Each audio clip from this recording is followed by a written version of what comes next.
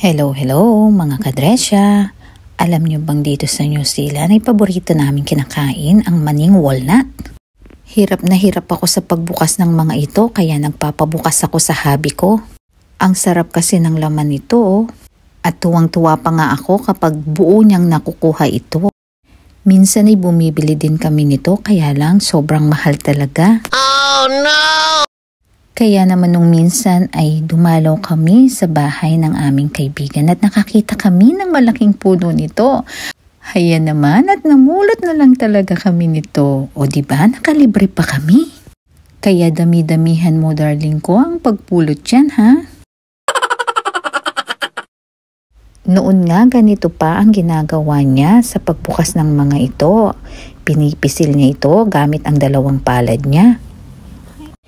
Pero sa dami ng kanyang nakuha at naibigay sa amin, kaya hayan, gumamit na nga siya ng kutsilyo at pukpukin na lang ang mga ito para mas madali itong mabuksan. Wow! Mas mabilis kasi ang pagbubukas bukod sa hindi na siya mahirapan o masaktan pa ang dalawang palad niya sa pagpisil, di ba? Bayaan mo darling, sa susunod ipipili kita ng walnut cracker sa Temu. Add to cart na yan. Ang walnut kasi ay maraming benepisyo sa ating katawan. Bukod ito ay nagpapatalas ng ating isipan at memorya. Alam nyo bang nakakapagpalakas pala rin ito ng mood?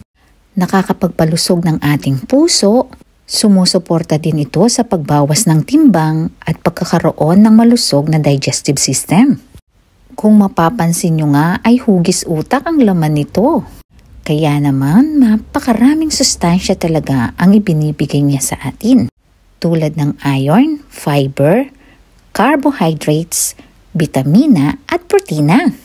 Kaya pala naman ang mahal nito kapag binili mo ito sa supermarket. Kaya naman Kisha, hindi pwedeng hindi mo kakainin ito. O diba, ang sarap naman talaga. Nakarami na rin namang nabalatan ang daddy mo. Kaya naman nguya-nguya na lang tayo.